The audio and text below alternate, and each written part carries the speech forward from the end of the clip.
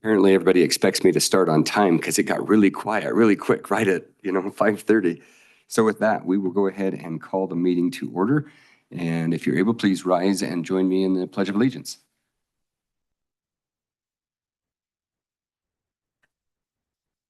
I pledge allegiance to the flag of the United States of America and to the republic for which it stands, one nation under God, indivisible, with liberty and justice for all.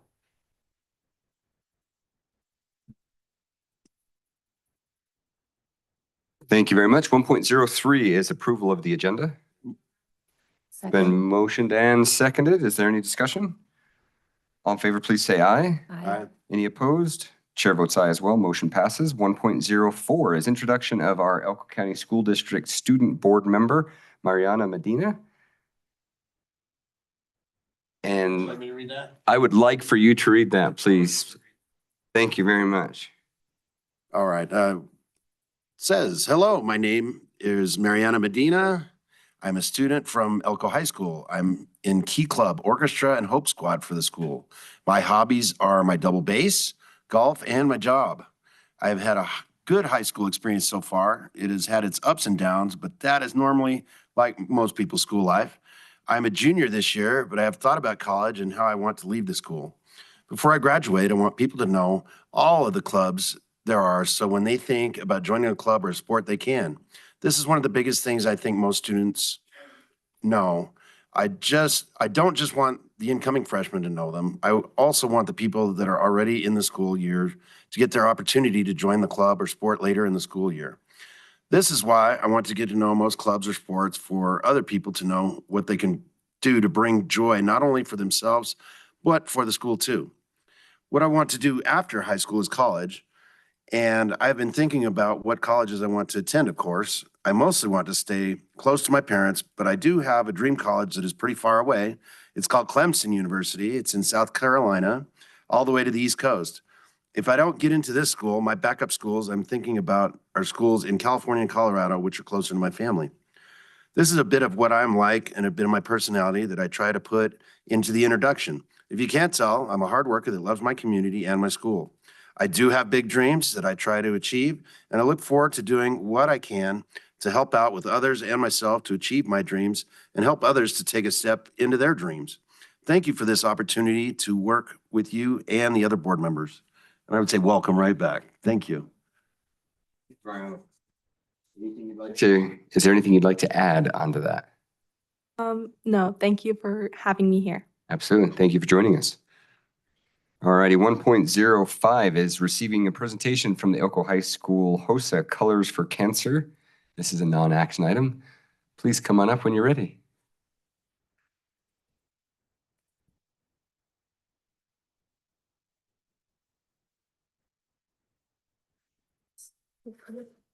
Hello, my name's Adriana Amaya. I am our Elko chapter HOSA president. I'm Camila Castaneda, and I'm the treasurer for our group. I'm Taya Perkins, the vice president. So this year we currently have 167 members of HOSA, which goes along our tagline of future health professionals. Most of our members are in health science CTE classes, and we're here to share with you guys about an event called Colors for Cancer.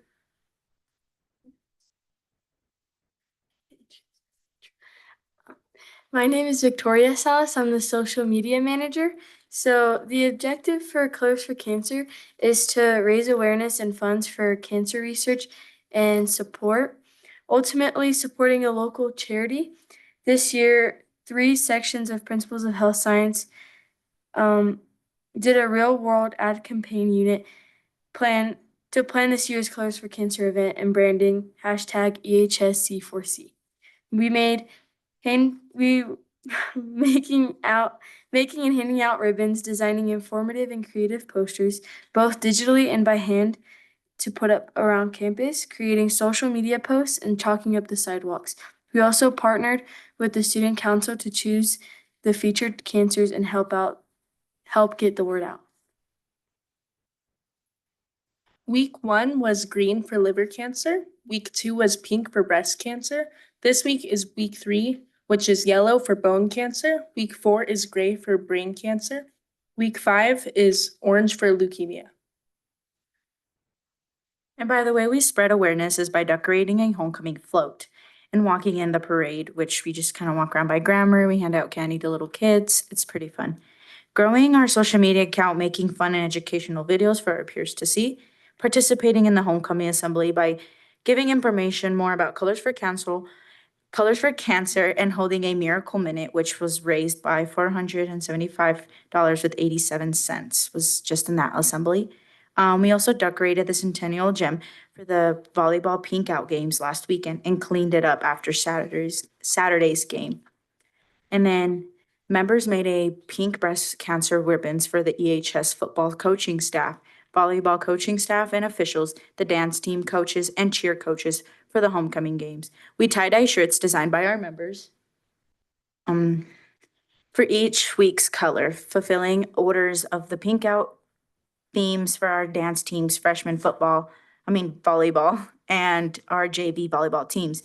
During October, our members sell shirts for cancer during the games and the lunch at the quad and also throughout the day in Miss Thomas's classroom.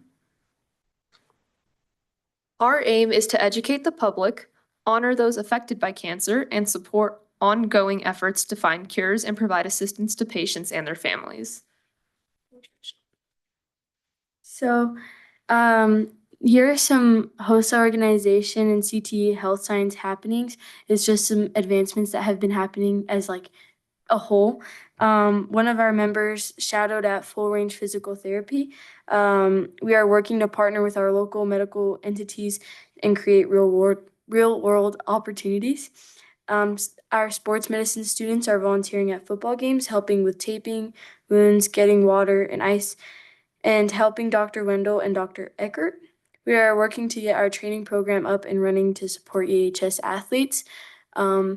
I personally volunteered at one of the football games, and it was really fun being able to see Dr. Wendell in action. And so as Dr. Eckert, it was really fun, and it was just a good experience, and I felt like I learned a lot there.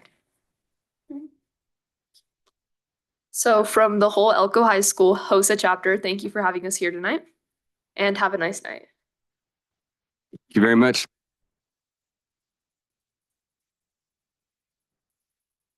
Any comments or questions from the board before you depart? No, that's okay. You're fine. I went to the Elko High School homecoming assembly and I saw you guys running around with buckets collecting all that money. I was curious how much you ended up making, so it sounds like you did good. I think you guys are doing a great job, and I just want to say thank you to Full Range Physical Therapy and all the doctors that are helping these students. It's awesome.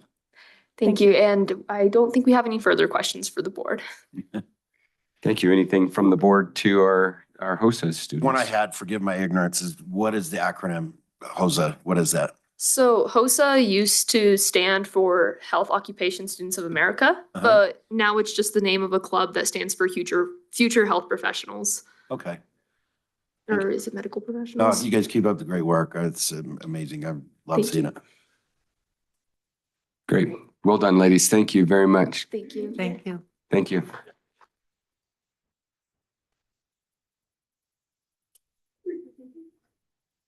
One point zero six is a recognition of Elko Federal Credit Union. That's me. Let's Todd and Sarah.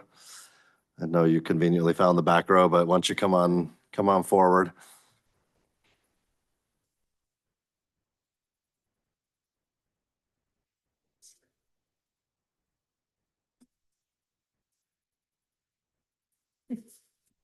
All right, so Todd Sorensen, and forgive me, I don't know what your guys' titles. Are you the president of Elko Federal Credit Union? Is that okay? So Todd is the president of Elko Federal Credit Union, and Sarah is.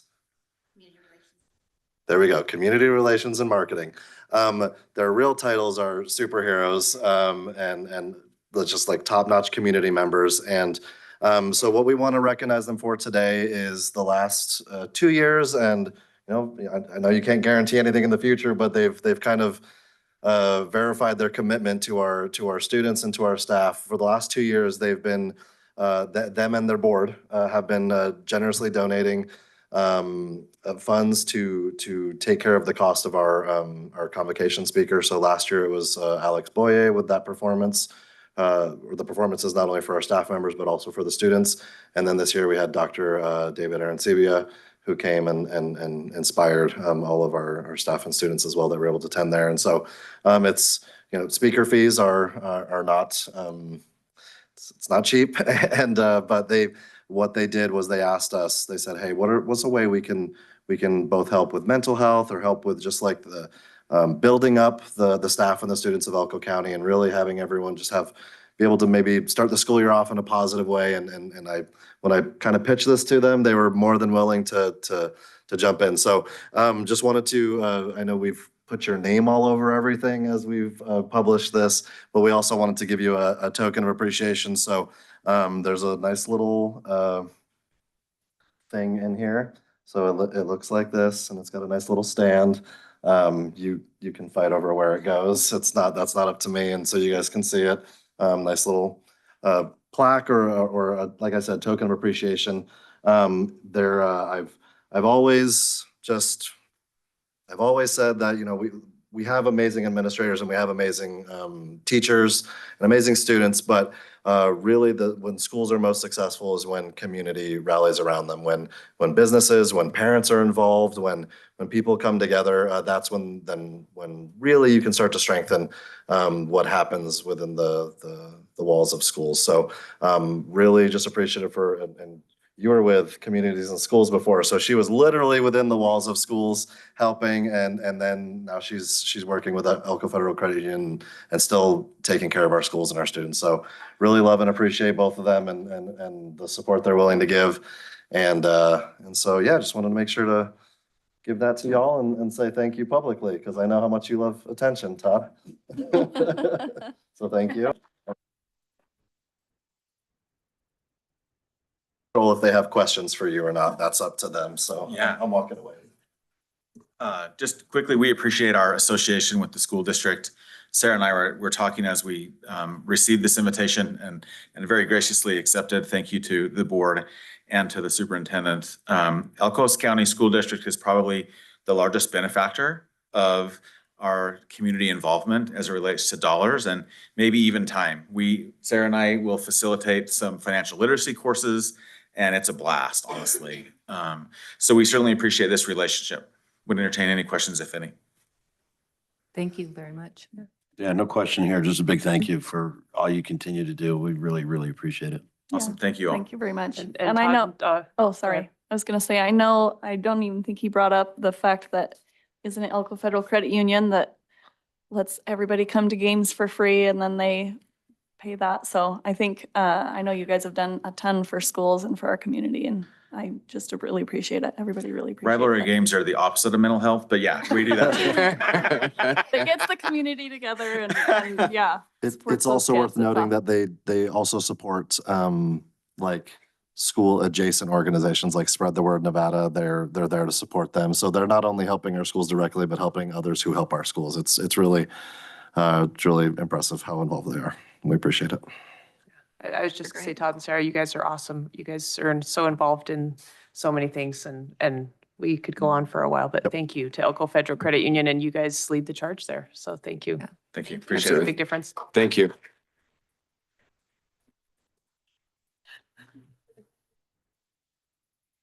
All righty, 1.07 is receiving a presentation from the Northeastern Nevada Regional Professional Development Program, NNRPDP. And take it away. Thank you very much, Ms. Hicks. Another amazing organization that supports our schools and staff. Just want to say that first. Sorry, I cannot find the play button, which is, thank you. Oh, thank you. This is what happens when you're navigating multiple programs all the time. Anyway. Good evening, President McCarty and the Board of Trustees for the Elko County School District. Many of you know me, but some of you may not. My name is Annie Hicks. I am the Director of the Northeastern Nevada Regional Professional Development Program, often just called NNRPDP or PDP. There are other nicknames, but I won't share those right now. I really appreciate the invitation from Superintendent Anderson to share about the work that we've been doing over the past year in partnership with ECSD, and then also to share a few highlights from the things that we're doing already in partnership this year. And I'm excited because I think the ongoing collaboration that we have established with this district in our region really serves the educators and leaders because they have access to free, high-quality professional learning all year long for whatever needs they might have or whatever areas of growth that they want to really focus on. And we're able to do that because we're funded by the legislature. And when we work with the district, we're able to align what we're doing to district goals. And when we're doing something specific to a school site, because we have this partnership established, we're able to align that work then to the goals of the school site. I think that's really important. Before I share the highlights from last year and some highlights from the current year, I just want to give some background because often a lot of people have never heard of us. We're very small. Small but mighty is what I'd like to say. And I think it's important just to have a sense of who we are. The RPDP statewide were established in 1999 by the Nevada legislature. We are funded every 2 years by the legislature, and that funding has continued, and I anticipate the same coming into this legislative session. Because we are funded by the state, no one pays a cent for the professional learning support we provide. And I counter that by saying we are staffed by amazing experts who are known nationally, and I think that's a real win for educators in our region. One thing that I think is really critical to know is that we serve by request. So we don't do anything to someone in terms of professional development. We do what they ask us to do. So a teacher, a leader, a school, a district can say, this is where we want to focus and we really need that support. And then we tailor make that professional learning support so that it meets the needs of that individual or group. We are governed by a regional governing board, of which Superintendent Anderson is one of the members as a superintendent of the region. We also are governed by the statewide coordinating council, which is a statewide entity. Each year, we submit an annual report. You will all be receiving that once it has been approved by the statewide council as members of the board within our region. And if you're looking for some light reading material to fall asleep at night, 100+ pages available online. Last year, I think it was 300 pages. So we have lots of material, but we are really proud of the results that we achieve and the impact that we have. And I think as a publicly funded entity, it's really important that we're fiscally responsible and that we share openly the evidence that we gather about the work we're doing. In the work that we do, we also utilize both the Nevada Professional Development Standards and the National Learning Forward Standards. So if you're thinking about like in a classroom context, teachers are using the standards for their content area and their grade level. We're doing the same thing, but with teachers. So these are the things that as a state and a nation, we've decided are really critical for educators and leaders to be able to thrive and do their best work. And that's what guides the work that we do. I wanted to just snapshot our staff because I really value the chance to work with them and because I have so much professional respect. One of the things that I thought I'd highlight is that half of our staff got their start teaching in Elko County.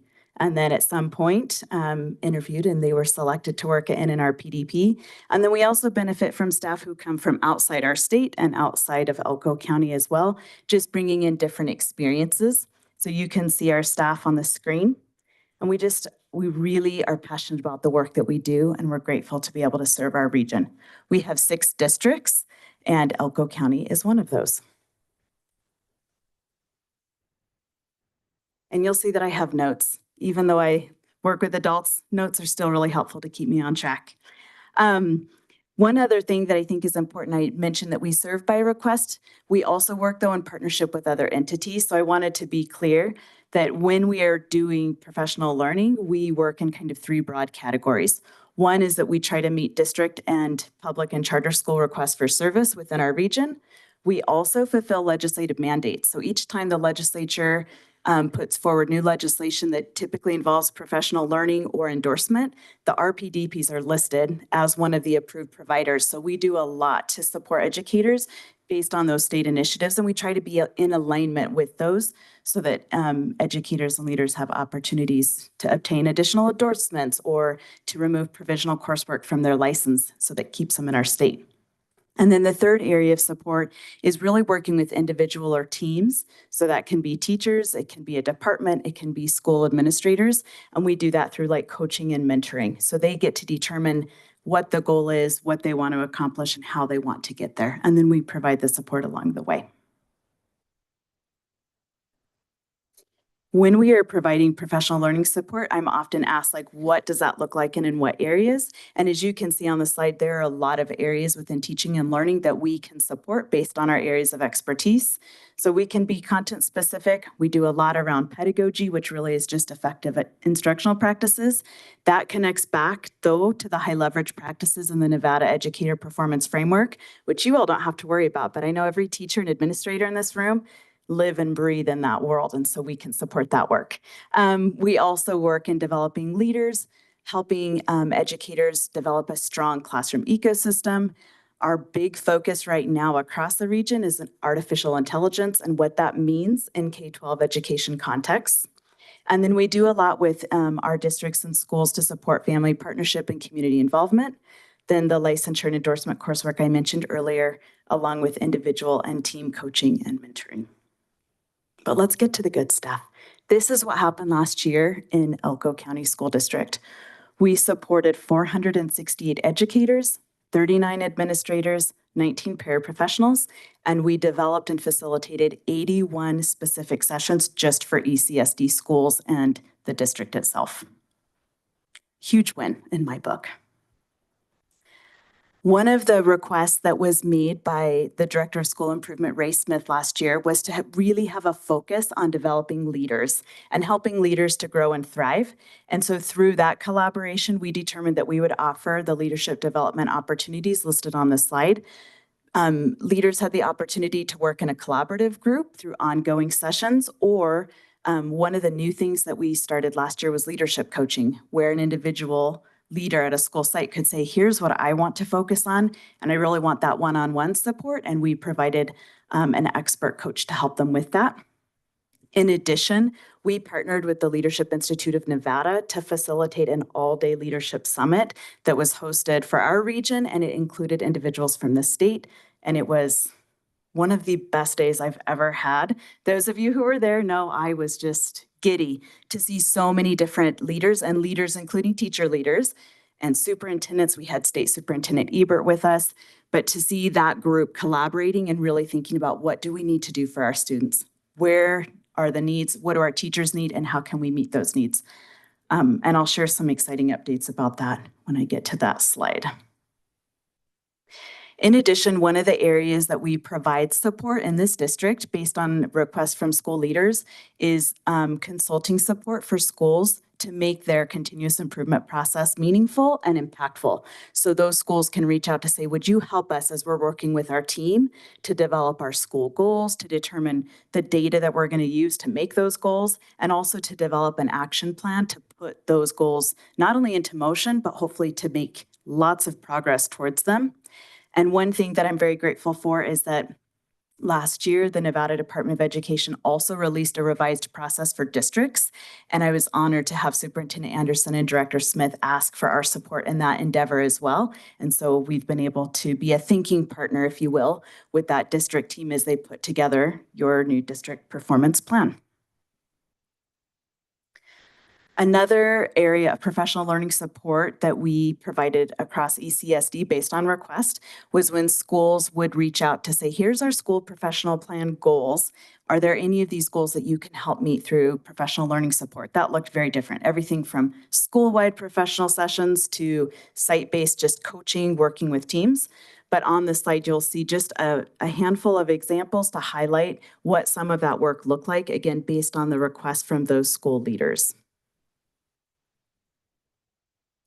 And then, as I mentioned, an area of our work that is often not noticed or even known about is that individual or team coaching and mentoring.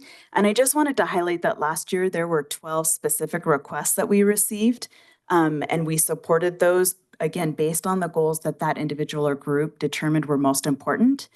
And one of the things that I think is so neat about coaching and mentoring support is that it's really contextualized. It's also highly targeted, and it is just in time. So when you reach out and say, I really want this support, someone is available to you. We can do it virtually. We can do it over the phone. We can come to your school. You can come to our office. We have a lot of options, but I just feel like it really expands what teachers and leaders have available to them.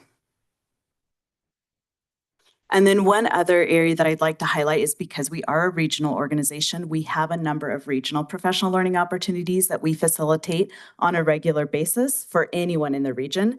And these are some of the professional learning opportunities from last year that we facilitated that included participants from this district.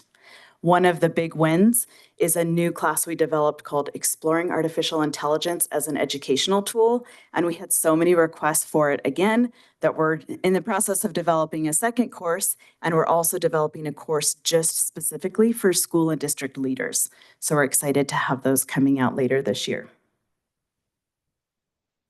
And then, as I mentioned at the beginning, one of the best parts of being in partnership with this district is the ability to plan ahead and also to know, like, these are things that are coming that we can support. And so while I highlighted last year, I also want to just show these are some of the collaborative efforts that are already in place for 24-25. That includes RISE, which many of you may know is for new educators or new to the district educators. We also are still supporting the continuous improvement process. One new area of focus for us to help support the inclusion model at schools across the district is helping educators and leaders to integrate universal design for learning that supports students who are learning across the continuum in whatever class or context they're in. We also have been asked to be partners with this district in their work and school site work around the Portrait of a Learner and Future of Learning Network, which is a statewide initiative, and that's been really neat to be a part of. We started 2 new projects in collaboration with the elementary education director, Candace Turnahue. That was Math Summer School Project and Math Academy, which is highlighting and really focusing on the concepts in 3rd and 4th grade math that really can be a barrier for students. So supporting teachers in effective practices, sharing tools and resources, and then they work together to teach lessons, give feedback, and then revise that lesson to go back to their classrooms with. So it's been really fun. A lot more coaching and mentoring. Another new request is supporting the accreditation process. We started that last year with one of the schools in this district, and we're continuing with another school that is now starting that process, which is huge in a secondary context. And then I'm excited to share that we are partnering again with the Leadership Institute of Nevada to offer a fall 2024 Leadership Summit. And we are excited to see it's going to be part 2 from what we learned last year. So extending our learning and really applying it within our district and school context. One of the exciting components of that is it also includes community partners. So that could be nonprofits or other community entities that are involved with the district and schools. And so it's coming together to look at what we're doing and ways that we can improve our collaboration. And then, of course, more. We have a request for service button on our website, and about every other day I get a request for support, and I open my email very excitedly and respond and get that set up. I just match the request with one of the staff based on what that request is for, and then the staff area of expertise, and off they go. So anyway, really exciting work, and I'm grateful for the chance to share. And thank you again, Superintendent Anderson, for inviting me to highlight our partnership. So thank you. Any questions? I don't have a question, but thank you very much. And I know I've said it every time you present, but I wish we could clone all of you. I wish we could have you just for Ditto. Elko County, because I don't know how you get everything done for our county plus all the other ones. So thank you very much. And I can say, because I was around when this program started, to see the growth of this program is just incredible of how far it's come. So thank you. Thank you for saying that. That's very nice to hear. Any other questions? I know I gave you a lot to look at with the summary and then a flyer that we share with our districts and region. Thank you very much for the comprehensive report, but at the same time, it was very quick moving. And so we appreciate, I think you did great on that. So we appreciate you being respectful of everyone else's time as well. But thank you for all the information, and thank you for what you and your team do. You are welcome. Glad to do it. All righty, 1.08 is recognition of our September S.T.A.R.S recipients. All righty. It's I had a break from driving all over the county and Kayla's and Susan's and my monthly trip together, but we're back at it now. And we're excited to recognize our first 3 stars recipients of this 24-25 school year. Let's see. Are all do we just have 2 here, Susan, or all 3 here? 2. I don't see Judy. That's who we're missing. Okay. Well, we're going to read Judy first then for not being here. The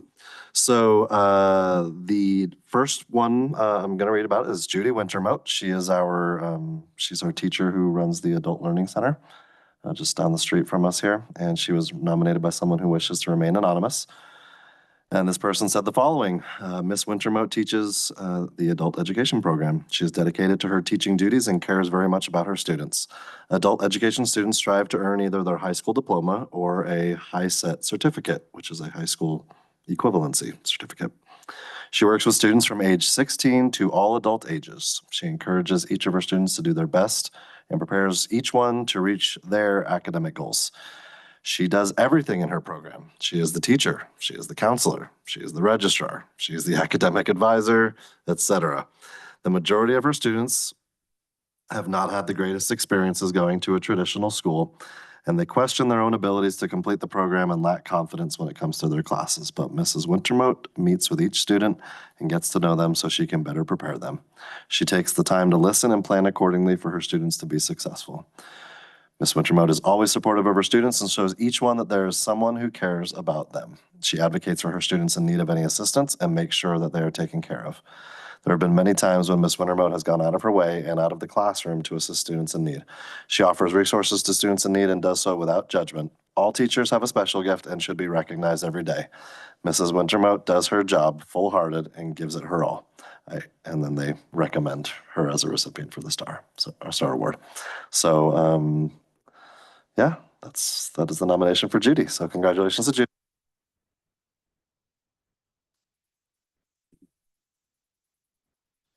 Well, she lied. That's okay. She's, like I said, she's just down the street. I know how much she loves the attention. So we'll just, we surprised her the first time actually in the boardroom. Maybe she's getting someone registered. Yeah, maybe she's helping a student. All right. Next one is we're gonna go with Ricky O'Farrell. Hi, Ricky. Guess what? You get to go stand over there. Yeah. Yeah, there you go. Awesome. So with Ricky, so this is Ricky. Everyone say hi to Ricky. Hi, Ricky. Ricky is a 3rd grade teacher at Carlin Combined School. And next to Ricky is Tammy Smithberg, our vice principal at Carlin Combined. And Tammy nominated Ricky for this award. And she wrote the following about Ricky. This employee has been amazing at everything we ask of her. Last year, she ran our credit recovery and ISS room that's in school suspension. So she did both of those at the same time. She supported our students and helped them achieve their goals. She also met with students to talk about their personal goals that they had about being better when they were in the ISS room. So she mentored students while they were in there. She helped many of the students want to be better and start believing in themselves, and they are truly doing better. This year, she is our 3rd grade teacher. She is also finishing her teaching degree through GBC by attending school full-time. She is dynamic and welcomes everyone with a smile, and her students truly love her. We have RBTs in our school. Those are registered behavior technicians. We have RBTs in our school to support our students with disabilities. And Ricky was so kind and helpful that an RBT came to Tammy and said, I need to talk to someone, as I have been in many schools throughout your district, and Miss O'Farrell is amazing and the kindest and best teacher I've ever met. I would have to agree that she is amazing and works hard for her students. She inspires students and believes in them even when they do not always believe in themselves. She truly loves the profession, is a positive ray of sunshine for all who meet her, and Carlin is very blessed to have her be a part of their great community. So that was very nice things that Tammy said about Ricky. And I can attest that even on day 1 of school, when I walked unannounced into Ricky's classroom, she had a smile on her face and she was happy to have a visitor. I'm sure that's what every person who's getting their teaching degree wants is for the superintendent to walk into their classroom on the first day of school. But she was very smiley, and then, equally so when we showed up a couple weeks ago to present her with this award. So thank you so much, Ricky, and congratulations on the S.T.A.R.S award. Thank you guys very much.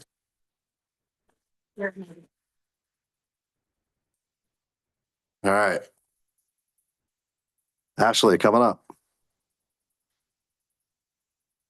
So you all may recognize Ashley from a month ago. Ashley was here in the boardroom because she was part of the presentation from the Southside staff about the work that they're doing with Portrait of a Learner and the student mental health journals and all the great stuff they're doing. So she's back. Much to her chagrin, she is back. And she is our third S.T.A.R.S award winner. She actually received 2 nominations for the award this time around, and I'm going to read both of them.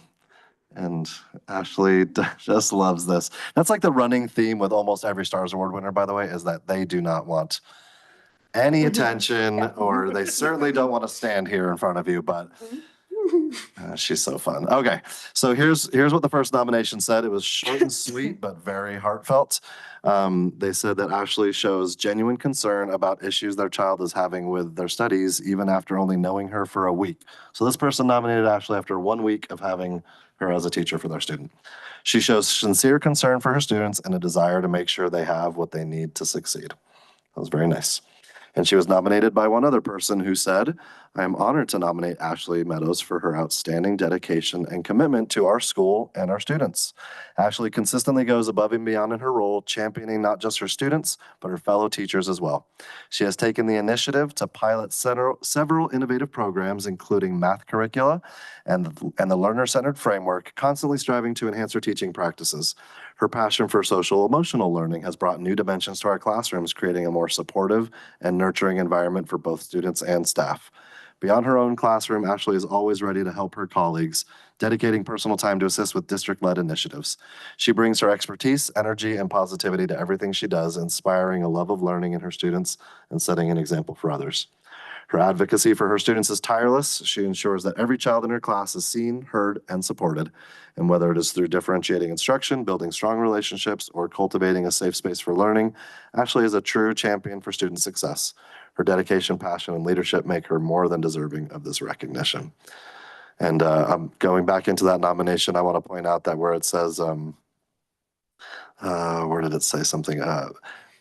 Dedicating personal time to assist with district-led initiatives. I know the way that, I love that phrase, district-led initiatives, because it can be something like if it's not done right, it ends up being district-led, right? And it's tough to, if it's just us leading everything, it doesn't always hold. But Ashley has done an awesome job of when she believes in something, it's at her school, it doesn't feel like a district-led initiative. It feels like an Ashley-led initiative.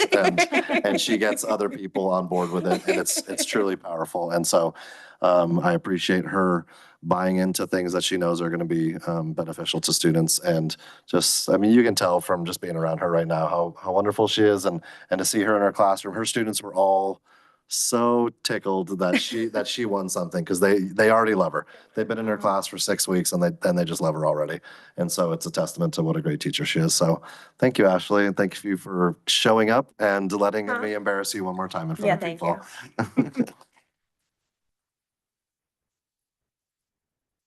And I'm gonna ask both Miss O'Farrell and Miss Meadows, can you come on up? We'd like to shake your hands.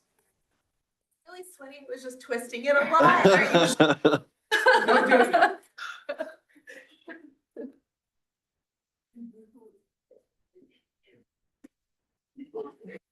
I got that already.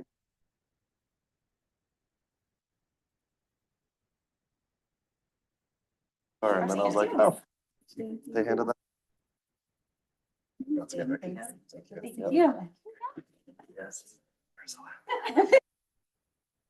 Thank you.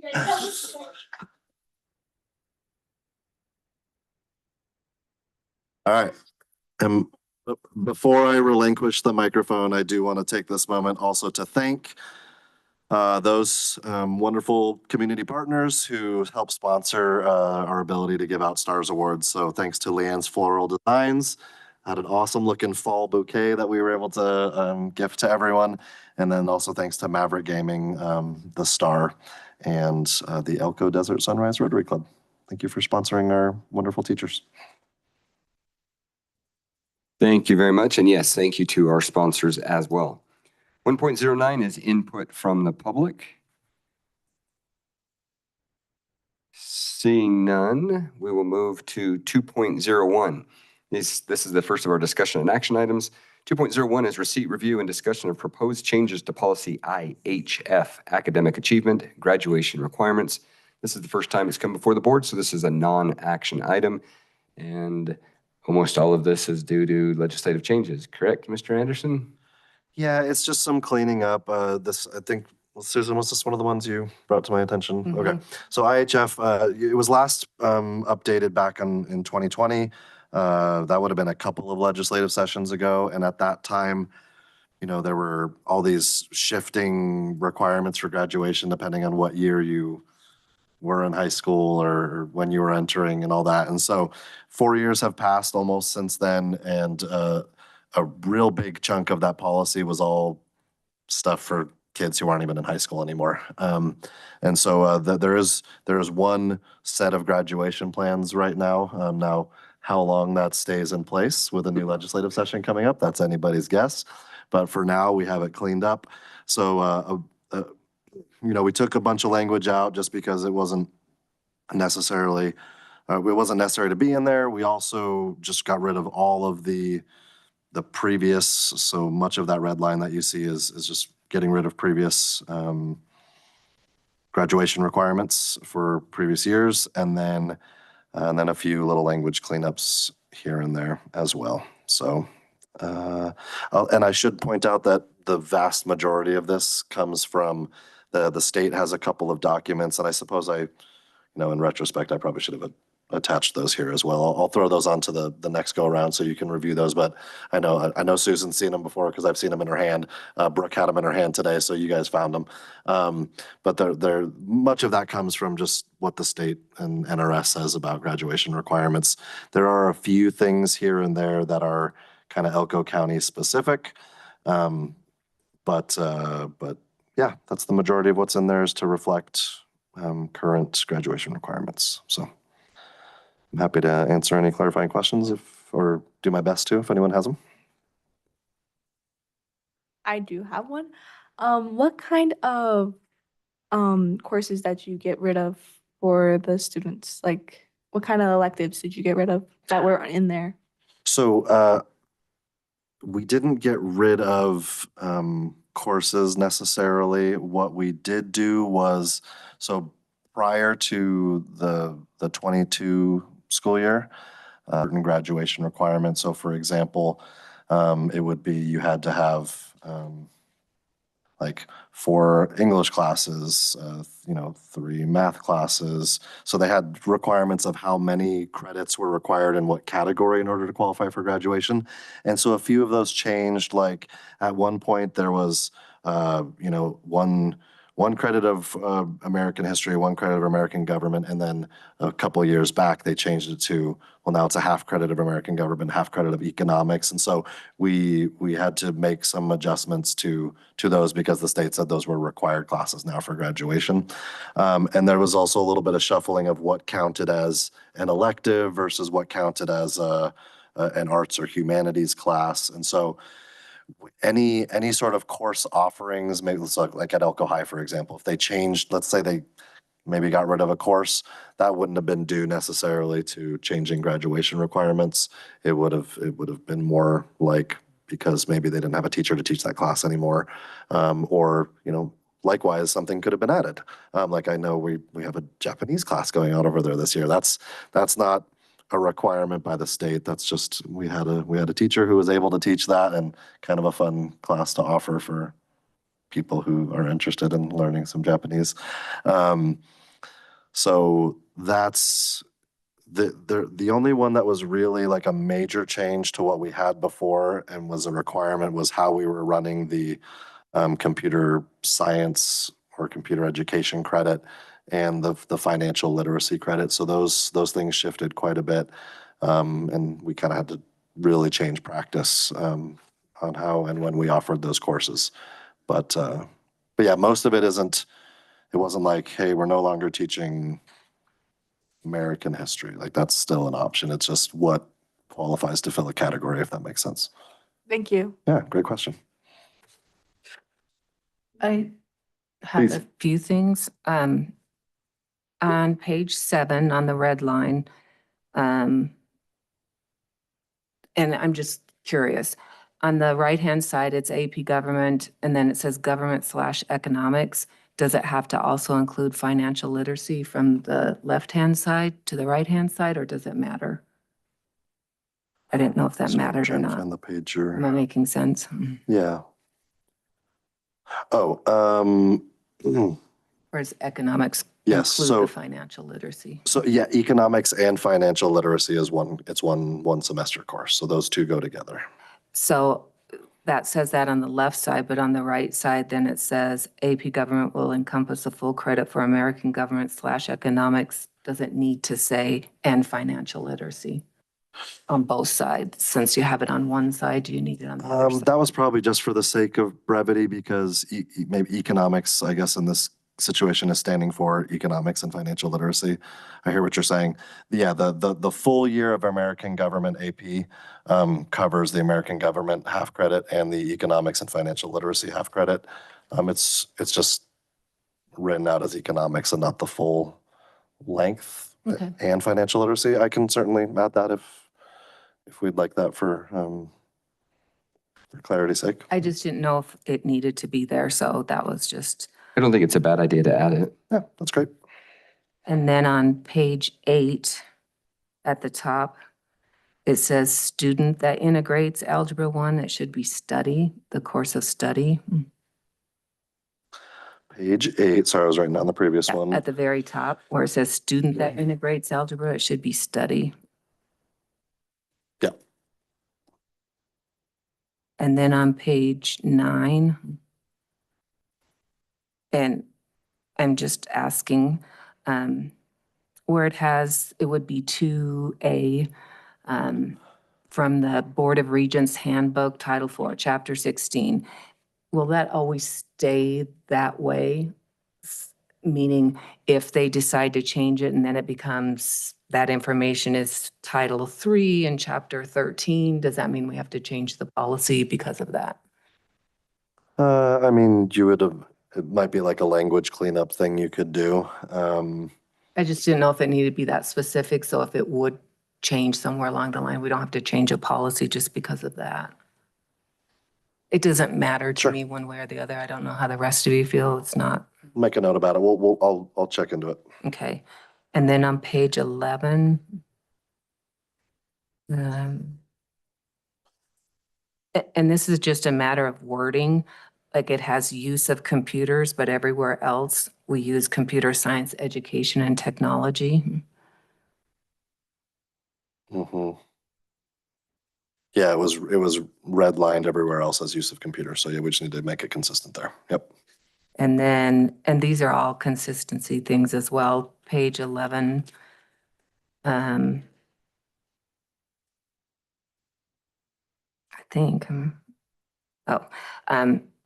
page 11, where it says arts and humanities, humanities has been capitalized everywhere else before this. And so has career and technical education. Everything above had those capitalized. And the same thing on page 12.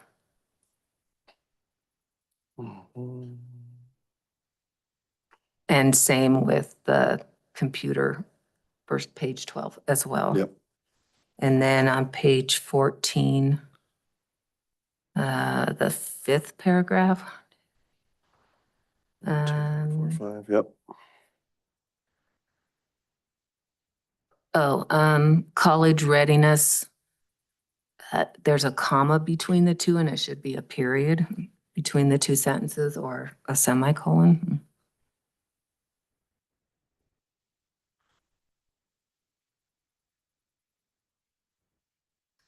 And then page 14 again, but the 6th paragraph. I gotta make sure I have. I wrote down where it is, but there's the word last and it should be least. If I can find it again. 1, 2, 3, 4, 5, 6.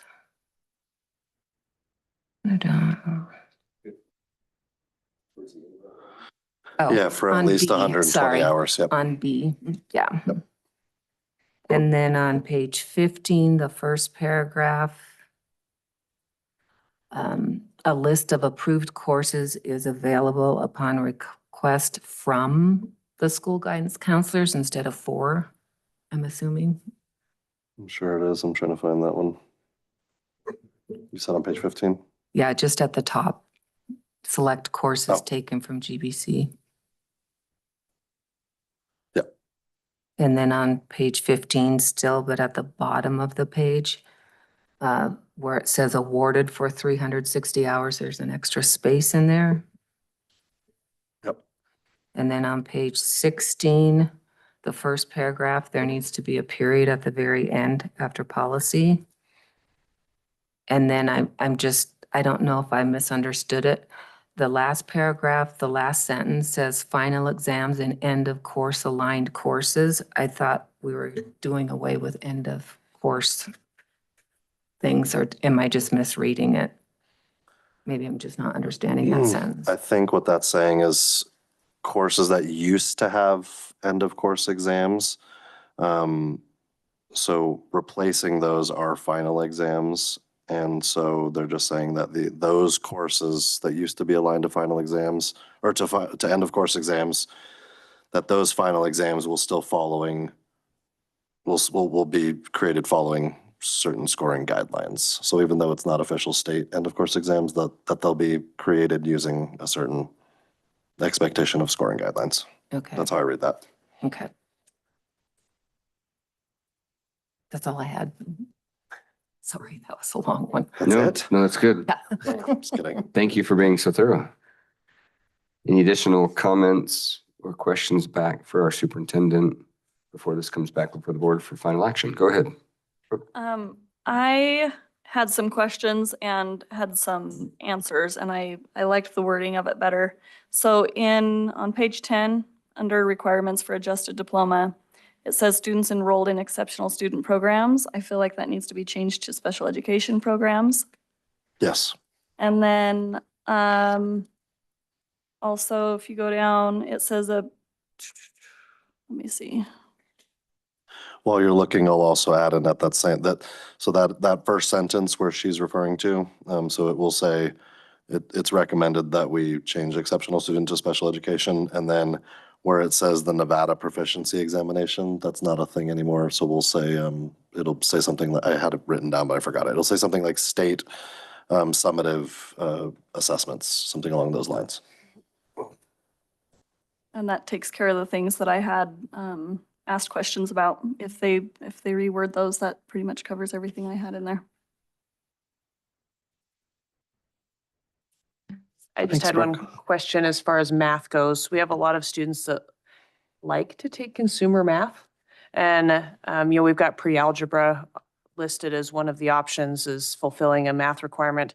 And I'm just curious why we don't allow consumer math to be a math, a class that can be taken to fulfill a math requirement for graduation. Because there's a lot of really valuable information in those consumer math classes that some of our students will utilize throughout their life, and perhaps more than Algebra 2. And I'm not saying don't take Algebra 2. I think all of the math is great, but I think we should look at adding consumer math to that list of classes that can be taken that can count toward graduation for a math. Sure.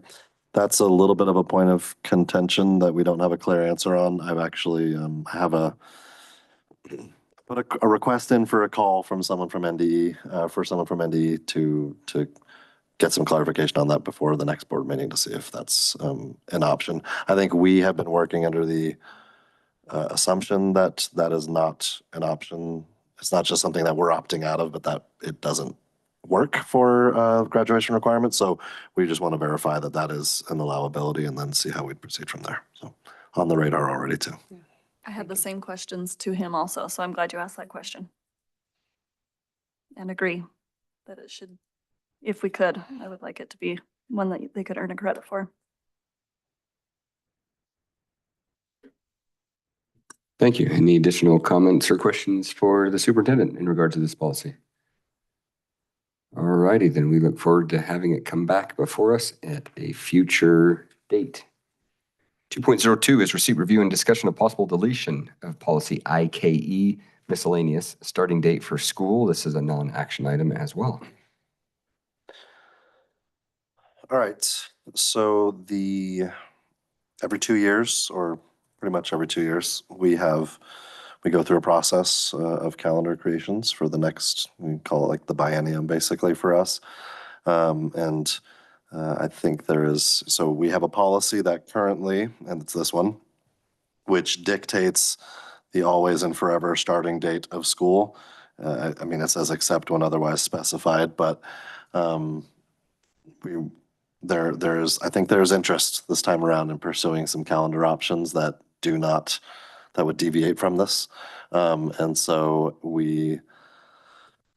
similar to other policies we've done before, like, yes, technically this leaves an out if you want it, but it's our recommendation that if there's not a like real specific reason why it needs to be that date, then we just get rid of it that way. Anytime we go through, again, the board approves the calendars anyway, so if you don't like the calendar option that's been presented, we can contend with that when that time comes. But just a recommendation that doing this allows flexibility for the unions in their kind of I don't know if I use the right word there. As they pursue various calendar options, it gives them a little more flexibility instead of just being stuck always with that first date as is dictated right now by policy. So it's a recommendation. You could also theoretically opt for other language or make suggestions for other revisions, but when we come with these things, we always give a recommendation. So that's our recommendation, to get rid of it and leave some flexibility. I would love to see a recommendation where we start school after Labor Day and end by Memorial Day. That's what I would love to see. I'm sure the teachers would too. Yeah. But No snow days. There's no snow room days for that. ever. Ever. And You'd have to give up some of spring break and some of Christmas break Yeah. and put in those. And then it's I mean, probably our school doable. days are long already too. I wonder how that would work with minutes. There is discussion at the state level of, looking at like, why do we have an X number of days required? Why are we doing Yeah. that? Why don't we let districts and, others decide, hey, what works for your district? And I think that's a good approach. I'm trying to beat that drum too, Teresa, just so you know. In the groups I'm in, I'm on board with that. Do you happen to know why this switch to the associations doing this? I'm just curious. And if you don't, I know it's past, so. Yeah, I understand. don't have the historical knowledge of that. I just don't- wondered don't if know it started Cody does, like or- with master contract when that went into place, or like how it ended up in their lap, I guess. Not that I guess it really doesn't matter.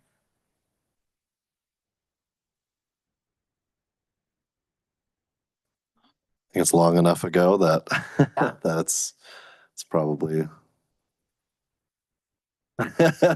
Since the old guy can't remember. It's good. I don't know. I know it is in the master contract with the teachers union. And just recently it was put in the classified contract. So that they can have some collaboration.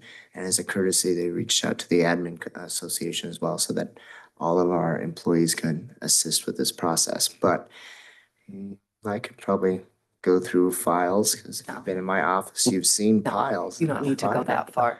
Yeah. I was just I curious don't of know. how it got the other way from here. Oh, you so. might know before we would. Yeah, Susan. no, You it's were like- around then. But I've never belonged For as long to as the I remember, association. I can remember as a teacher voting on it, because it goes out to the memberships of those organizations to vote on which one you want, because they provide different Yeah. options. Maybe But it was for as just to long as be I can remember. collaborative with everyone and get everyone's input. I was just curious. Thanks. All I'd like to speak out in favor of removing this policy. We received a couple emails. I think everybody was tagged in those, and they listed out quite a few reasons to, We weren't, sorry, I wasn't tagged in, yeah, I looked at, everybody got a, and I missed it. anyway, Yeah, sorry. yeah, there's two emails from the public, but both of those pointed out some very specific reasons why we may want to change this, including closer alignment with the college, including making it so that the semester ends before winter break. And also, I would point out that right now our schedule doesn't align with, in Wendover, we have 2 school districts.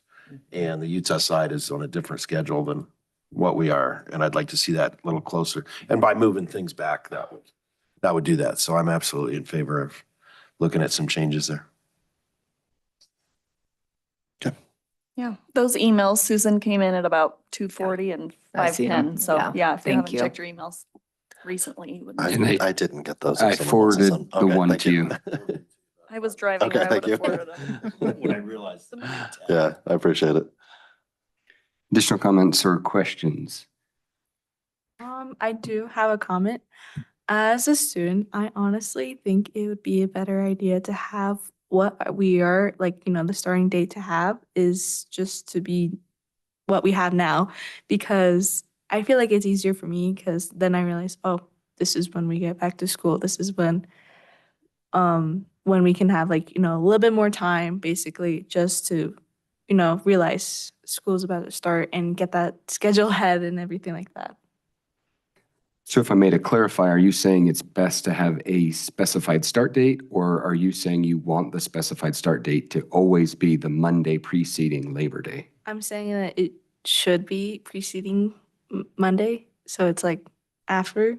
That's what I'm trying to say. Sorry. Okay, thank you. Okay. Anything else from the board?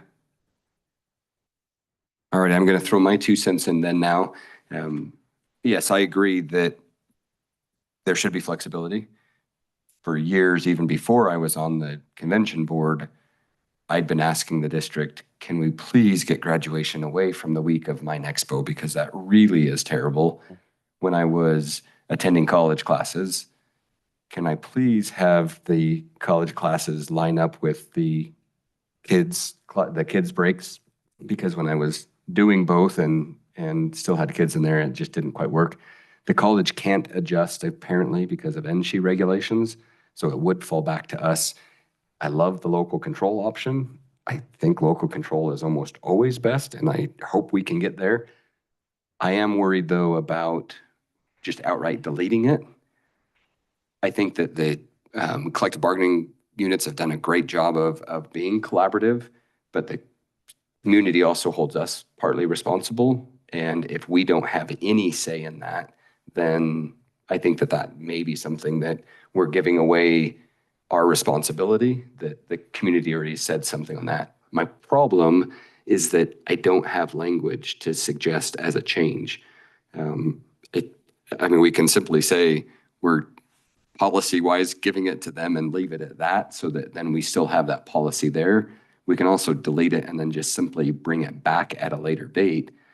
I just want to be careful about deleting and getting rid of that authority without delineating it somewhere. So I wish I had an answer for what that language should look like.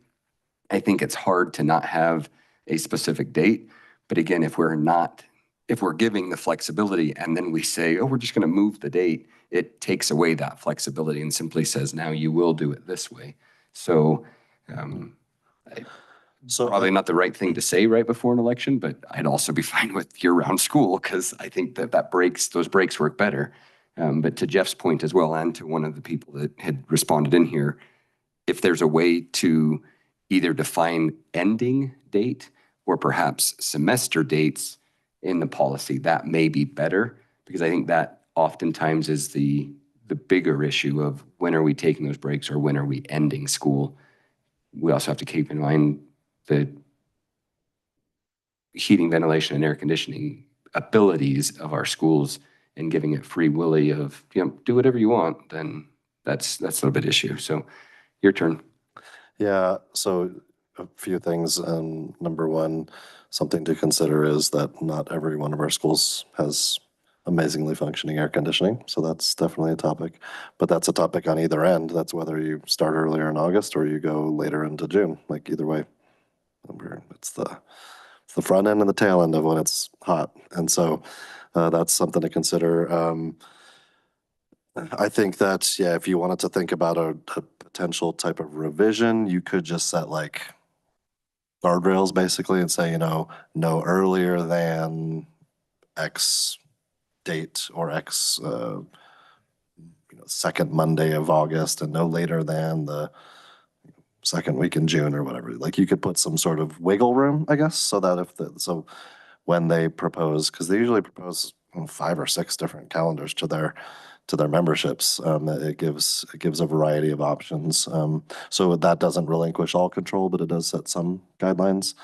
That's an option. And then the other important thing to point out is just from a timeline standpoint, because I know it's been a couple of years since we did this, it's usually around March or so, if I remember. When is that about right? March, April, when we finally. Yeah, it's due to the state I think in March. Whatever. We don't need an exact date. That March is well in advance of August, is what I'm trying to say. It's not like it would be July 15th and we're like, hey, by the way, school starts in 4 weeks, right? Like there's plenty of advance notice when those calendars are approved, and that would go through open meeting here too. So if people wanted to come in and say, hey, whoa, I don't like that start date, they'd have an opportunity to chime in on it before it's run through the board for approval. And so there's quite a bit of time before it ever gets sent to the state and approved, or sorry, between the time it gets approved by the state and when school actually starts. Thank you. I'd written a note, content with calendar, when it comes for approval, and I was like, I have no idea why I wrote that, and that was actually why. I think it's better for us to give those guidelines than for them to go through the work of, here's all the calendars, and then us reject them. I just don't think that's, I don't think that's, good management on our end to do that. So I like the idea of guidelines better, but that's why I had written there, is because I would hate for you guys to go through all of the efforts only for us to reject it. Or even the community say, what are you all thinking? This is terrible. So I think the guidelines may be a good idea, and I'll throw something together and toss your way, and that could be a potential alternate. Anything else from the board? I like those ideas, Matt. And then I also have a question. When the calendars due at the state, is it just for 1 year? Or how many years do they ask for? Because didn't we pass 4 years in the last time? No, We do it's 2. We do 2 at a time. Is it Two? required to do 2 at a time, Cody, or no? I don't think it is. I think we just do 2 because it's cumbersome to do it every year, but. Oh, why I had it in my head that we Yeah. passed like 4. I don't know. Anyway. Oh, go ahead.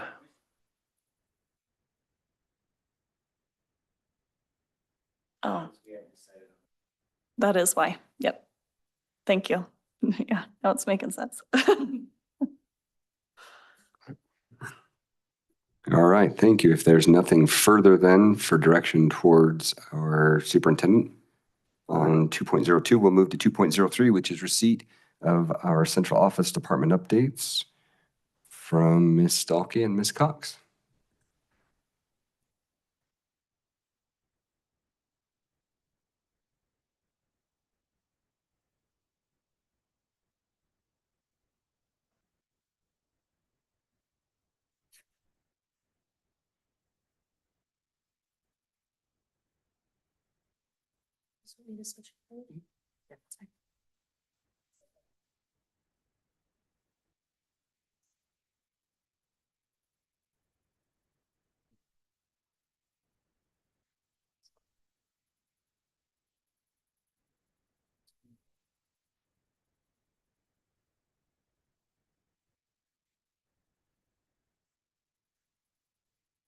Sorry, my computer's been kind of glitchy lately.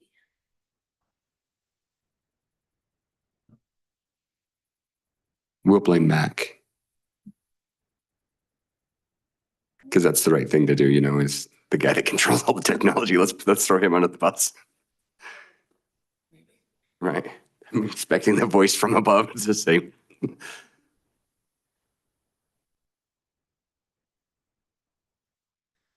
Okay, I'm Megan Cox, Grant Manager. Nice to see you all again. While we work on the presentation. So I'm going to go over a few things: current revenue, our COVID-related funding, some of the funding we had reverted due to various reasons, our new funding, and then funding cuts we've experienced. So currently our grant revenue for FY25 is $18,949 and yeah. And then various individual site applications that are pending is $58,279. And with those applications, it's teachers at various schools that have applied for a lot of the STEM grants, which is very trendy right now, with S.T.A.R.S and then Navarro. So a lot of those. And then we also have a COPS grant pending of $500,000. Our COVID related funding, they were gracious enough to let us continue it because there was a lot, but there's a lot of parameters around it. They've been loosening up those parameters. So we were able to obligate the funds. And if we obligated them by September 30th, we were able to keep expending them. So in there, we've obligated the funds for Get My Ride services for our youth that need help getting to school. We were able to pay for our paper tutoring services, which is a service students use for on-demand tutoring, essentially. And then we were able to pay for reading interventionists. The funding we had to revert. It's always sad to give back money, right, that was given to you. However, for our first one, youth mental health training for law enforcement, we had to revert approximately $23,000 because our school resource officers weren't able to identify and plan for training. And then Perkins Competitive, we had to revert over $260,000 because we were unable to hire and retain a diesel mechanic teacher for Elko High School. Then Teach and Train, we had to revert approximately $82,000 because we were unable to hire and retain a Teach and Train teacher at Wells High School. We have new funding, IDEA special project from the Nevada Department of Education. This one's really cool. I'm super excited for it. It started last year, I do believe, but it's paraprofessionals in CTE classes. A lot of the CTE classes are hands-on wood shop, graphic design, a lot of those that the teacher, there's a lot of stuff to pay attention to, and welding, ag, stuff like that, and it can be very dangerous. So to have a paraprofessional dedicated to those classes, so the people of all abilities have an opportunity to take those classes. And then we have our K-5 STEM, which this again was 4 schools and 7 teachers applied for this on their own with a total award of $47,000, bringing STEM into their classrooms. And this again was just the choice by the teachers. They created the application and then we're just their financial stewards and making sure reporting gets done on time. So. And our sad funding cuts. So Title I Part A, we lost approximately $35,000. That's for our Title I schools. School improvement, approximately $347,000. Title I subpart, or Title I-D subpart 2, that is adult corrections. And that's, or sorry, no, that is the elite program at Elko High. And that is for students that may need some extra academic help. Maybe they're going to achieve the high set rather than a traditional graduation. And we were cut by approximately $15,000 there. And then Title VI, which is for our Native individuals to ensure success and equal opportunities. And we were cut approximately $6,000 there for a total cut of $404,600. I can't say, I don't know what's wrong with me. Okay. You can see it. I know. All right. And then our single audit, it's very similar because the single audit ended, or our audit ended in April, and then we rolled straight into a new one because the last one was so late due to a lot of changes. It's the same information and it'll be presented to you once more once our complete audit is finished. questions relating all that goodness? Awesome. Why did we lose so much money on, if you can go back a couple slides?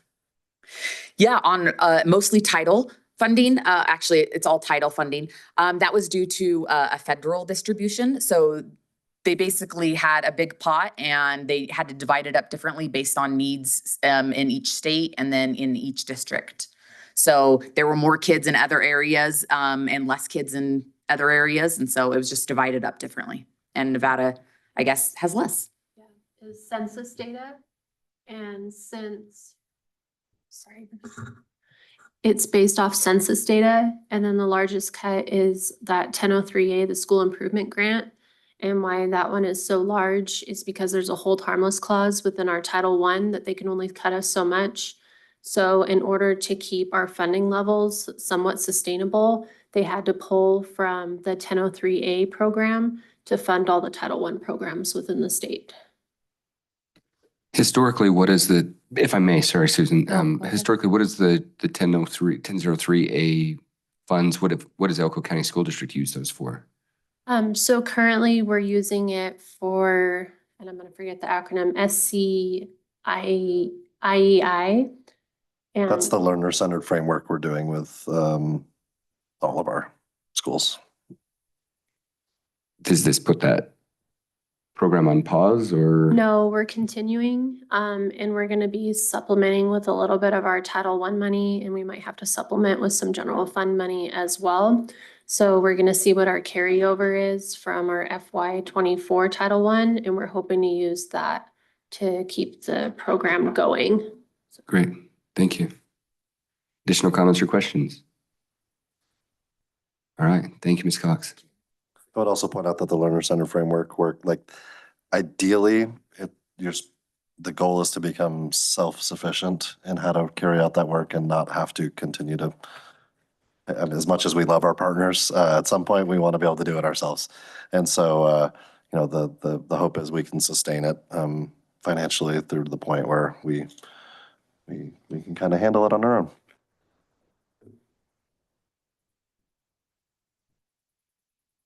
Okay, I have a few updates.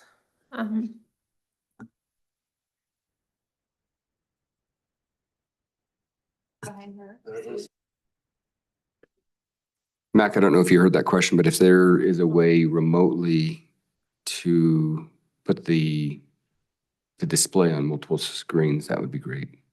And Mr. Anderson's working on that before you come out of your office. Right in front of the one that it's up on.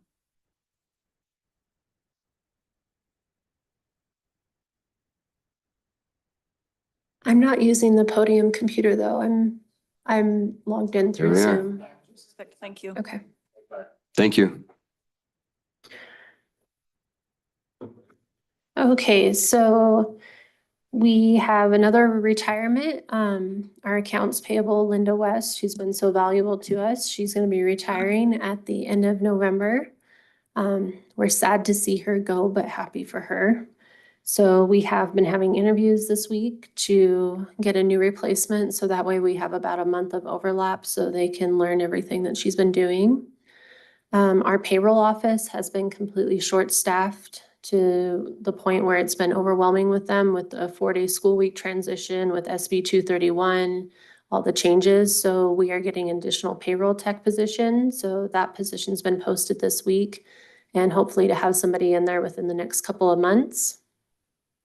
Our audit is still in progress. I am hoping that we will meet the state deadline of October 31st to have it into the Department of Taxation. We've been working on our fixed assets, which have been quite a mess. And I think that's my goal for the next year is to get those cleaned up. We have a lot of items in there that haven't been disposed of or just inventory tracking. So right now, I think we're doing the final stages. The single audit has been complete, but that was the goal of Eide Bailey. They started that in April. And so that way they had more time to actually get the grants department done. And then now our fiscal office complete. So hopefully within like the next couple of meetings, we should have Eide Bailey here presenting the final report to you. Our office is working on an intramural policy and procedures. So we have our middle school sports, and right now there's been some gray areas there. So I'm working on policy and procedure book on how to manage those funds. It may have been discussed before, but the finances office is going through the pool pack enterprise risk management training. So we will be updating a lot of the policies I'm sure that you've seen are from 2008 in there. So we'll be having more policies going up in front of the board and getting those up to date. So that way we can meet the compliance aspects that the pool pack wants. The inventory cleanup I mentioned with the fixed assets. I'm hoping now that I'm kind of on board that we'll get the finance committee going. I hope to have a meeting on November 14th. And then within this process, I've been working on the December augment, hopefully trying to get that done early December. But in order for me to get that completed and everybody's budgets adjusted, I do need the final audited financials from Eide Bailey. Some additional changes that we've made, we were advised by Eide Bailey is that we needed a travel authorization form and also from our insurance group. It has to do with liability if somebody's taking a car and they weren't authorized to actually leave. We have no proof of that if somebody gets into a car accident. So it's a precaution there and a control. Also, it's a way for us to just manage expenses as well. We have the overtime authorization and the change to custodial and journeyman schedules. So with the 4-day school week, we did see an increase in overtime. So our journeyman and our custodians have gone back to a 5-day school week. So that way we're not paying overtime every Friday. And then there's been an overtime authorization form. So that way overtime isn't being completed without a supervisor actually knowing. The policy and procedure book we're working on is in partnership with the pool pack. So I did implement that in the grants office, and that's one thing that I would like to see in the finance office, just in case there's turnover, I'm not there, somebody else can come in no matter what position there are, and they're able to pull up exactly what they should be doing. And then in spring, Julie started this. We have our ERP system, Alio, is a Java-based platform, and it has been converted. Link purchased them a few years ago, and we were supposed to be demoing Link and then migrating into the cloud-based platform. Many of the reports weren't working, and just the day-to-day activities were failing. So we went back to just using our traditional ERP system. Now that I've been back in here and I'm trying to get training from Link, we are going to start demoing in the spring again, and then hopefully being able to retire the Java-based ERP Alio system by summer. And then I have a couple outstanding items that have been brought to you many times. We don't have the audited final numbers, but as of right now, the fund balance, if we have currently been paying insurance, we've done interfund loans, but we've also just been making checks, just AP transactions to the insurance fund to cover the claims that are not being covered by the premiums. So as of right now, we have a loan for our insurance fund for about $4 million. Without those checks, that loan would have been about $7 million, which would exceed our ending fund balance, which is a statute violation, and we would be in receivership by the state. So I think it is my goal, and I would also like it if you guys can consider putting on your goal that we work together within the finance committee to determine an incremental ratio that we can increase the fund balance over the next 5 years. I also, within our insurance oversight committee, I'm going to be suggesting other methods besides, I know that we've done the dependent deductible, but we need to find other ways to fund insurance because it's not sustainable at this point.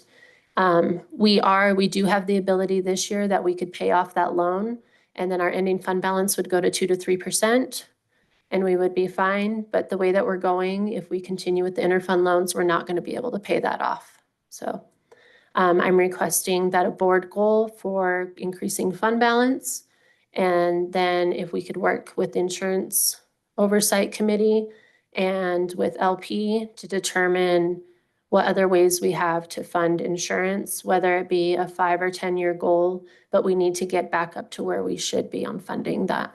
So that's all I have. I'm going to jump in real quick while we're talking about insurance. Thank you for bringing it up because that was one of the notes that I had between you and Cody. I think it's only responsible of us to let our collective bargaining units know what is happening. I think the board has pretty much said this isn't sustainable. So the board has kind of already signaled there will be changes. So as quickly as you guys can get something back to us, I think that that's, again, only responsible to get back to our collective bargaining units so that they know this is where we're at. And it's not a negotiating ploy. It's just to say this is the reality. So the sooner you can get that back to us, I think the better. I don't think the board is wanting to kick the can down the road any further. So I would appreciate that. So thank you for bringing that up. No problem. It is going to be a team effort between all of us to make these changes. And I know that they're not favorable, but in the fiscal security of the district, it's something that needs to be addressed. So I will keep coming up here and mentioning it, just so that way it stays in the forefront of everybody's mind, because it is a major concern of mine. So. Thank you. Additional comments or questions from the board? Don't go too far. All righty. If nobody else has anything, you mentioned the disposal of assets. This is more of a wonky question, but is that physical disposal of assets or is it more paper disposal of assets? I guess what I'm looking at is there anything that we can sell to get a little bit of money back into the district? No, I think a big thing is Mac has his own inventory system for the computers and the technology, and that runs smoothly. We have a lot of assets in there that were maybe entered incorrectly. So we might have a chair that was purchased in 1992 that's being included on a depreciation report when it shouldn't be. Right. So Okay. I would like to get those inventory reports out to the schools, but they're quite large because they haven't been gone through in a while. So I don't want to overwhelm the site administrators with it. Give them an adequate amount of time because I'm sure some of those assets are still there, but there's a lot of things that aren't there. So it needs a major cleanup. Okay. Thank you. That was actually all I had for you, but for the board, wanted to let you know that in regards to the travel authorization form, currently the travel authorizations for Mr. Anderson are coming to me as the president. And so as we move forward, I see no reason why that shouldn't change. So whoever's as president will get those authorization forms, just to let the board know. This was the first meeting that we had since this part of it went into effect. So thank you for bringing that up as well to prompt me to let the board know what's going on. Thank you very much, Cassie.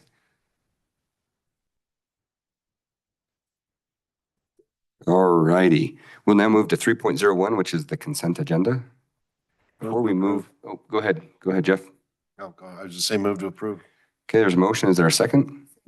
All right, it has been moved and seconded.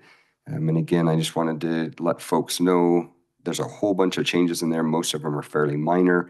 There was a question that was brought up in regards to the title, or at least the position of Clerk of the Works. And that is not a designated position. And let me rephrase that. In visiting with legal, that's not a designated position, such as Director of Secondary Education or anything along those lines. It's similar to Mr. Smith being the Title 9. Okay, it is Title 9. Title 9 officer. Clerk of the Works would be something similar to that. There was a question as to whether or not we needed to reference that a little bit more clearly. And I just wanted to put that out there. Anything from anyone else? All right, there's a motion to accept the consent agenda. All in favor, please say aye. Aye. Any opposed? Chair votes aye as well. Motion passes. 4.01 is the superintendent's report. Mr. Anderson. All righty. Thank you for all your input and comments on the policy reviews today. Just wanted to share a few things from the last couple weeks and a couple points of information for you. So had a great visit to a teacher's classroom at Adobe Middle School, Miss Turner. She had She invited me to come see students built scaled models of or did their best to build scaled models of the Aztec capital of Tenochtitlan. And I went in there pretending like that wasn't a significant part of my course of studies in college and just acted like I didn't know anything. But I'm very well versed on the topic. And it was really great to see the kids. They were excited about it. I walked in and lots of them wanted to tell me about what was going on. And I think they also wanted me to vote for their project over the other. It was one big project for the whole class. It was a course of a 2-week period where they learned a lot about all the different, like the religious aspect of the industry, the kind of the hierarchy of noble classes and the other various sects of the society. Just structure, organization, city planning, and kids were grouped into small groups within their class to be the planners for X part of the city, and how would that interact with the other parts of the city, and they were all very engaged, and it was a fun learning opportunity. I think Miss Turner kind of stole it from someone who she'd kind of been on the fence about doing it in the past, and then saw how much the kids enjoyed doing it and how much they learned from it. So it was a great part of their American history, like it's ancient American history, but it's part of that unit as they go way back in time and on the American continents. So it was I appreciated being invited, and it was awesome. It was awesome to experience that. So that was real fun. I also wanted to let you know that one of the things, Annie was up here talking about the work that PDP does with all of our schools and surrounding school districts as well. And one of the areas we've been partnering with them is on the Nevada Future of Learning Network. And we're kind of taking some baby steps. I know we've talked about doing our own portrait of a learner, and we're dipping our toes into that a little bit with this work with the Nevada Future of Learning Network, and some what that's looked like this last month or so is taking learning from a thing we went to in July, and throughout this last month to 2 months, conducting student-centered focused walkthroughs of classrooms across the district, as well as conducting focus groups with with administrators, with teachers, with students, and with parents and community members. So one of the folks whose faces you saw on the NNRPDP team, Dr. Thomas Browning, he's one of his kind of wheelhouse things is doing the focus groups. And so he's been an essential part in helping us carry that out. So we're excited to see the results of those focus groups and the feedback that came from those, and have that start to help us get the ball rolling with that work. And then Annie and I think other folks from NNRPDP have helped with the walkthroughs as well.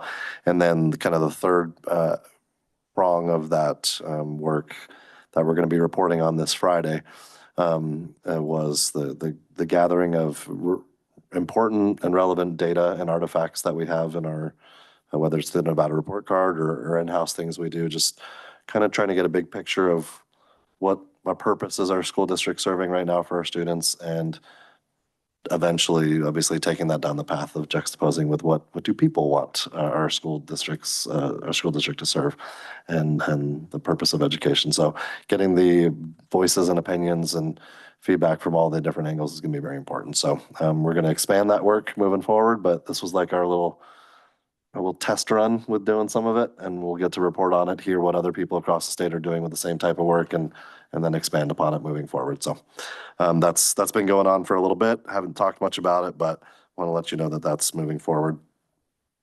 I also last week had the opportunity to sit through an extremely lengthy interim finance committee meeting in Carson City, and I learned about a lot of things that had nothing to do with education, and then got a chance to briefly present about how we've been as stewards with the SB 231 money.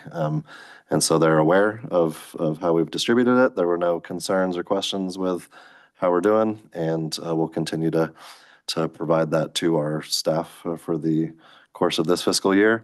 I know it's in contract, and I know we've sent a million emails about it, and I know we've said it at board meetings before. It's important to note that the SB 231 money, as identified in contract, was a biennium allocation by the legislation. And so if they renew that, then we'll go down that road again. But if not, that is funding that sunsets at the conclusion of the 24-25 school year. So we'll have more information for you throughout the session. I'm sure that'll be a topic that comes up again, and we might see that renewed, but we might also not. And so we've made sure to, as best we can, communicate that to staff through various ways, and the unions are very aware, as they were part of the contract negotiations that included that language. And so we'll do our very best to make sure everyone is aware. And if for some reason you get some sort of complaint about it or some sort of concern, please feel free to redirect them towards Human Resources Director Krenka. They can also ask their union leadership. They're very aware of the situation as well. And then just one last thing, I want to I gave like a half-hour radio interview about this earlier this week, but just something I want to make sure to address wherever we can is, basically ever since the tragic shooting that happened in Georgia at the beginning of the school year, not only have we experienced kind of an increase in reporting about school threats, but it's been a statewide and a national kind of, I don't think it's a stretch to call it an epidemic. Like it's terrible. And I hate to say the word relieved, but when I went to my NAS meeting this month and I asked the superintendent across from me, I said, have you had like a weird amount of school threats or talk about school threats and guns? And he was like, oh my gosh, yes. And then I asked the guy next to me, he was like, same. I asked the person across from me, yep. So I'd kind of thought I was in this little hellish vacuum of terrible, threats or talk of threats. And I think it's just, I don't want to call it a copycat necessarily, because that's not the right term, I'm sure, but it definitely has, it's definitely not only caused probably an increase of talk about it, but I think it's also caused an increase of concern from parents and students about it. And so something that's important to say is that we, the school district leadership, the site administrators, teachers, all staff, SROs, mental health professionals, there is nothing we take more seriously than a threat. We absolutely care so much about everyone's physical safety as well as their emotional safety. So we have very specific protocol that we follow in regards to assessing the veracity of a threat or the likelihood of a threat being real, being substantial. And so we have processes that we go through to make sure that as best we can determine, because you never can be 100% sure about anything, but we do our very best through collaboration with law enforcement, through collaboration with mental health professionals, through collaboration with state entities like the Mobile Crisis Unit. We utilize a ton of resources. Every administrator, every nurse, every SRO, every school psychologist, every counselor this summer underwent a thorough training about how to seriously consider threats and how to make sure we determine what is real, what is of concern, what needs some addressing, what may not be like necessarily a true threat, more what we would call a transient threat. And what I want to, on top of trying to assure people that we take it seriously, is to also point out that there are other things about this whole process that are very serious. And one of those things is spreading rumors that aren't true. That is, I'm not going to say it's as harmful, but it's an extremely harmful thing. There's been a little bit of discontent with administrators telling students to stop spreading rumors about something because it's being received as, we'll stop telling kids or tell that we're telling kids to stop reporting, and that's not at all what's happening. When we have a report made, we ensure people your health and safety is being considered and highest priority. We're aware of the thing you're talking about. At this point, it's not helpful to talk about it and spread that among people, right? Because it creates this sense of panic, this sense of worry that it makes people think they're in danger when they're not in danger. And when people are in danger or think they're in danger, even if they're not, they tend to do rash and maybe things that are outside of their character. And so the other thing is people in this day and age, people want to know everything about everything all the time, and they want to know it now and that's just the nature of how readily available information is at our fingertips. And even in cases of where threats may have allegedly been made, people still have and students still have rights to privacy, and it's nobody's business what sort of discipline we've engaged in with a student, what sort of action police have taken with those students. Those things that don't escalate to an arrest, basically, those are handled very specific ways. It's outlined in policy, it's outlined in our protocol, it's outlined in our behavior matrix, and it's in our restorative behavior plan. And so those things are set in stone, and we follow a process to do those. And as much as people want to know, it's great to ask questions. Please ask questions. If you weren't there and you didn't see it and you didn't hear it yourself, as much as I love a kid, if my 16-year-old came home and said, "Hey, this happened at school," I'm not gonna be like, "Oh, tell me more," and take it all down and then report it to the newspaper. I'm gonna say, "Okay, well, thanks for telling me, and I'm gonna go ahead and call Mr. Foss now, and I'm gonna ask about that." I would ask those questions to someone who is in a position of authority over that. And so it's good when you hear about something, if you have questions or concerns, I encourage people to reach out to the administrator at a school to ask for clarifying questions. And that's probably a first step before going to Facebook to post about something that you don't necessarily know about. And I get what people are trying to do. They're trying to raise awareness of something, but it's hard to raise awareness of something that you don't know to be true for yourself. And so I wholeheartedly trust our administrators, and I wholeheartedly trust the district staff that we have that support them in those situations, and they know very well to reach out in those situations and not manage it alone, to make sure we're doing it according to policy. But there is a responsibility that everybody has, whether it's a parent, a board member, a superintendent, a teacher, a kid, to appropriately address these situations. And we all need to know what our role is. We all need to do it appropriately and to always be careful about spreading misinformation. So I know I'm probably preaching to the choir right here, but it's something I want to make sure is recorded again, to be heard if at all possible by anyone else.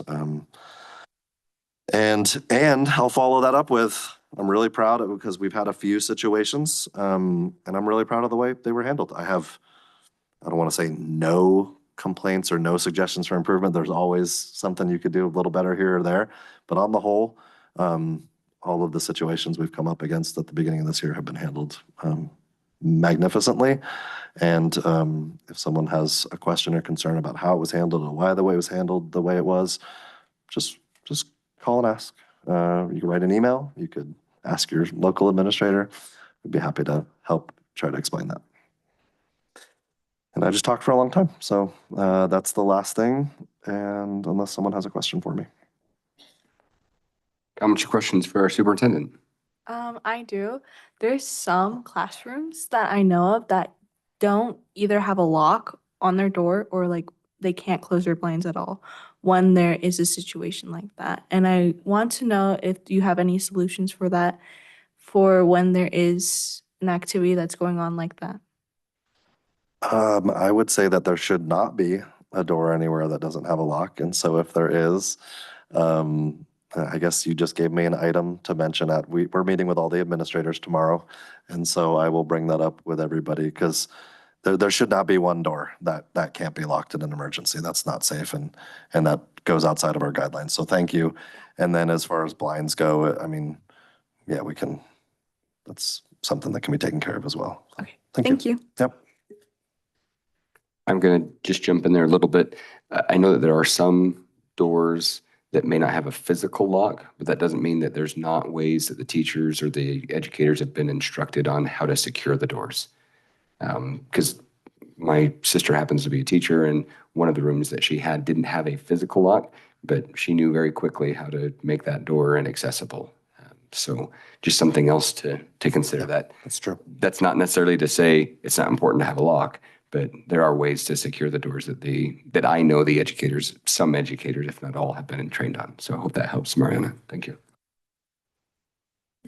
Anything else for our superintendent? All righty, then we will move to 5.01, which is items from board members. Go ahead, Mr. Jeff. Yeah, I'll start it out. Wanted to give thanks down there on the end to our student board member, Miss Medina. You've done a great job today. You've had some really good questions and a lot to offer. It was nice having you here. I want to remind everybody to get out and vote. It's coming up November 5th. That'll be our next meeting. I believe we're in Wells, correct? Yes. On that day, but that is election day. That is coming up. Make sure you're good to go and get out there and vote. Make sure your voice is heard. And then we've got something we can train up on, figure out how the travel authorization works for us. Because we've got December 5th, 6th, and 7th. I just want to throw those dates out there. I know that's a little over a month away, but that is our annual conference for NASB, and that'll be in Reno at the at Grand Sierra Resort, and really looking forward to that one. So again, December 5th, 6th, and 7th. That's all I had. Thanks, Jeff. Other items from the board? Ms. Medina, anything else? I just want to say thank you for having me here. It's been a pleasure for getting to know the agendas that I've talked about, and I get to hear from not only from the board, but also from the community. And it's been a pleasure being here. Thank you. Thank you. We appreciate you being here as well. Go ahead, Brooke. I just wanted to offer my heartfelt condolences to the Lee Hoffman family. They, since I've been on the board, have been at meetings time and time again. They're usually about the only community members that are here on a consistent basis, and I just wanted to tell them how sorry I am for their loss. He was a great man, and he worked hard to serve his community and to make sure that he was doing all that he could to be in here and to get up and give public comment on things that he felt he needed to, and just really appreciated him coming to these meetings. And again, just am so sorry for that family's loss. Thank you. A few things, if there's nothing else from anybody else. The Rotary Club of Elko Desert Sunrise has a Rotary Youth Exchange Program. So if someone is interested in that, please talk to your high school counselor. The student must not be 18 prior to September of the year that they're departing, but specifically the Rotary Club is looking for students who are looking to go outbound, meaning leave the country. And this could be a good opportunity for someone for a 1 year abroad, and specifically looking for juniors and seniors. To go back to the board, most of the policies that were in fact, all the policies that were in the consent agenda were as a result of me reviewing through, looking for policy FCC, which I brought up at the last meeting, and that has been looked over by legal, and that should be presented to the board for consideration and non-action at a future meeting, hopefully the next one, but we can go from there. To Jeff's point on elections, tomorrow at the Elko Convention Center at 6 p.m., there will be a candidates forum. The candidates for the one challenged county commission race, as well as the 2 remaining candidates for county clerk, and the 3 candidates for the Elko City Council have been invited, and that would be tomorrow at 6 p.m. The election calendar, early voting begins this Saturday in person. You can, of course, have already mailed in your ballots, but Saturday through Friday, November 1st, every day except for Sundays, there is early voting. This is a presidential election year, as most people probably know. Because of that, voting will also take place on Friday, Nevada Day observed. It's a federal election. Nevada Day is not a federal holiday because the feds don't know what they're doing yet, but that's okay. Needless to say, while it may be a statewide holiday, voting will take place on that Friday. So I also encourage everyone to become an informed elector, and there are 7 ballot questions that are on there. 6 of those ballots change the state Nevada Constitution. Changing the Constitution is something that is difficult by design, so please review those, all 7 of those questions. I think that's all I have. I'll get off my soapbox. And with that, we will go to 6.01, approval of the accounts payable. Move to approve the accounts payable. Second. All right, there's a motion and a second on the table. Is there any discussion, disclosure, et cetera? I have to disclose that I work for Lone Wolf, so I will be abstaining from voting. I'll disclose that I have a family member who works for Wells Rural Electric, but I will not be abstaining. And I will disclose that I have a family member who works for Wells Rural Electric, but will also not be abstaining. Terrific. Further discussion? All in favor of approving the accounts payable, please say aye. Aye. Any opposed? Chair votes aye as well. 7.01 is the final option for input from the public. Seeing none, we stand in adjournment, and we will meet next on the 5th of November in Wells. Thank you all very much. Safe travels home and have a great evening and a happy Nevada Day.